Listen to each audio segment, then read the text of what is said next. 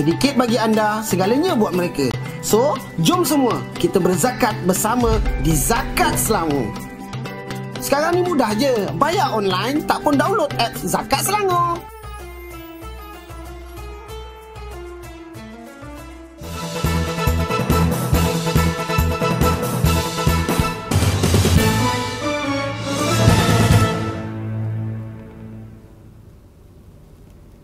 Assalamualaikum dan salam sejahtera. Bertemu kembali dalam MG Flash 27 Disember bersama saya Zazrina Zainuddin. Kita ke berita utama. Pakatan Harapan PH Johor menolak pelaksanaan pilihan raya negeri PRN pada waktu ini kerana ia dilihat tidak sensitif memandangkan rakyat sedang mengalami krisis kesihatan COVID-19 dan ekonomi domestik. Menurut mereka, segala usaha, tenaga, komitmen dan dana harus disalur untuk membantu rakyat yang dalam kesusahan walaupun kedudukan Dewan Undangan Negeri DUN ketika ini goyah. Bernama melaporkan pengerusi Parti Amanah Johor Aminul Huda Hassan, pengerusi Parti Keadilan Rakyat PKR Johor Syed Ibrahim Syed Noh dan pengerusi Parti Tindakan Demokratik DAP Johor Liu Chin Tong berkata demikian dalam satu kenyataan bersama. Katanya mereka sebulat suara memberikan komitmen sepenuhnya dalam membela nasib rakyat berbanding hal politik dan soal perebutan kuasa.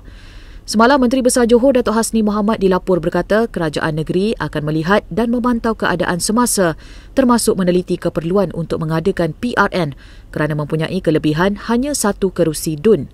Selepas ahli Dewan Undangan Negeri Adun Kempas Datuk Osman Sapian meninggal dunia pada 21 Disember lalu, kerajaan negeri dipimpin Barisan Nasional BN kini mempunyai 28 kerusi, manakala PH pula 27 kerusi. Jabatan Kebajikan Masyarakat JKM berkata tidak adil untuk masyarakat membuat tohmahan dan memperlekeh usaha dan penglibatan Menteri Pembangunan Wanita, Keluarga dan Masyarakat Datuk Seri Rina Muhammad Harun dalam operasi pembersihan banjir baru-baru ini. JKM dalam kenyataannya berkata selaku jabatan yang menguruskan operasi itu, pihaknya telah memohon Datuk Seri Rina untuk mencuci kesan-kesan najis unggas dan cicak yang dilaporkan oleh pihak sekolah sukar dicuci sebelum ini. Jelas jabatan itu memandangkan peralatan waterjet sedia ada di lokasi pembersihan, maka Datuk Seri Rina tidak menolak pelawaan JKM dan beliau melakukan kerja tersebut dengan dada yang lapang dan hati yang terbuka. JKM menegaskan bahawa keterlibatan Datuk Seri Rina bukanlah sekadar membersihkan simen tersebut, malah beliau telah sama-sama melakukan kerja-kerja pembersihan dan susun atur logistik lain di sekolah berkenaan. Jabatan itu juga mengeluarkan kenyataan memperjelas isu yang tular apabila menteri itu dikatakan hanya berposing mencuci simen bersih di sebuah sekolah ketika operasi pasca bencana banjir yang diaturkan JKM. Katanya ketika kejadian, sekolah berkenaan yang telah dijadikan sebagai pusat pemindahan sementara PPS dari 18 hingga 23 Disember perlu dipulangkan semula dalam keadaan bersih dan teratur. Baik, kita ke berita berikutnya. Sehingga pagi tadi, sejumlah 27,111 orang daripada 8,169 keluarga masih ditempatkan di Pusat Pemindahan Sementara PPS di 5 negeri. Menurut aplikasi Info Bencana Jabatan Kebajikan Masyarakat JKM, jumlah itu menurun berbanding 37,295 orang yang melibatkan 10,944 keluarga semalam. Menurut aplikasi berkenaan, jumlah PPS yang masih dibuka juga terus berkurangan iaitu 181 sehingga pagi tadi berbanding 233 semalam. Mangsa banjir di Kelantan juga berkurangan kepada 378 orang berbanding 681 semalam melibatkan hanya 2 PPS di Pasir Mas. Selain itu, Pahang telah menutup 31 PPS namun seramai 16,380 mangsa masih terjejas akibat banjir. Pada masa sama, Met Malaysia menjangkakan berlaku luruan monsun esok hingga 2 Januari depan di mana terdapat sistem cuaca tekanan rendah di Laut Cina Selatan yang berpotensi menyebabkan hujan berterusan di Timur Sabah esok hingga 2 Januari dan Barat Sarawak pada 29 hingga 31 Disember. Seorang lelaki maut selepas kepalanya dipercayai ditimpa batu semasa menyertai konvoi motosikal di jalan menuju Bukit Fraser, Pahang. Ketua Polis Daerah Raub, Superintenden Kama Azural Mohammed berkata, kejadian dilapor pada 9 pagi kemarin ketika lelaki itu dan isterinya menyertai konvoi bermotosikal seramai 30 orang dari Johor. Bernama melaporkan hasil pemeriksaan awal polis mendapati mangsa mengalami pendarahan di muka dan terdapat kesan retak pada topi keledarnya. Isteri mangsa yang membonceng motosikal itu mendakwa mendengar bunyi hentakan kuat di hadapannya diikuti mangsa jatuh menyebabkan motosikal mereka terbabas ke kanan jalan.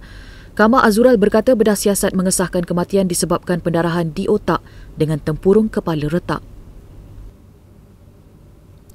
Polis menahan seorang pemandu yang cuba melarikan diri daripada sekatan jalan raya di Jalan Duta Kiara baru-baru ini kerana didapati memandu dalam keadaan mabuk.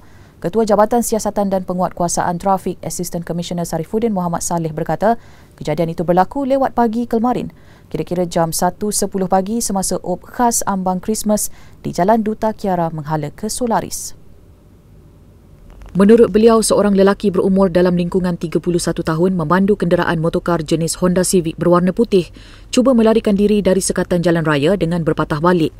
Anggota JSPT Kuala Lumpur telah mengejar dan menahan kenderaan terbabit. Namun semasa proses penahanan, pemandu kenderaan enggan memberikan kerjasama. Beliau berkata demikian selepas video mengenai kejadian itu dimuat naik oleh seorang pemilik akaun Facebook memaparkan kejadian dua anggota polis dipercayai sedang menahan seorang pemandu mabuk.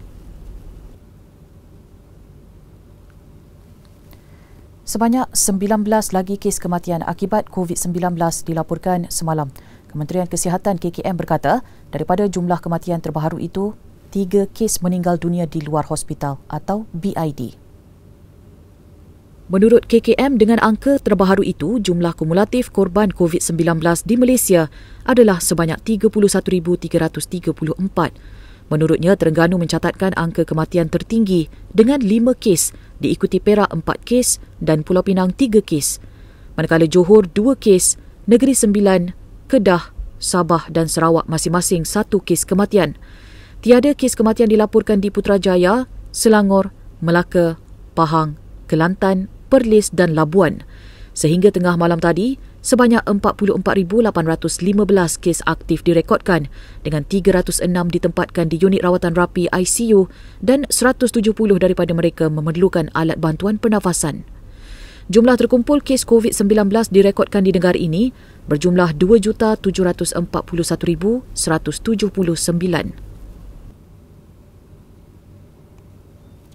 Baik, dengan itu, sekian dahulu MG Flash buat masa ini. Teruskan bersama kami untuk mengikuti perkembangan terkini dari semasa ke semasa di semua platform media sosial Malaysia Gazette, di Facebook, Twitter, Instagram dan YouTube atau melalui portal kami di www.malaysiagazette.com.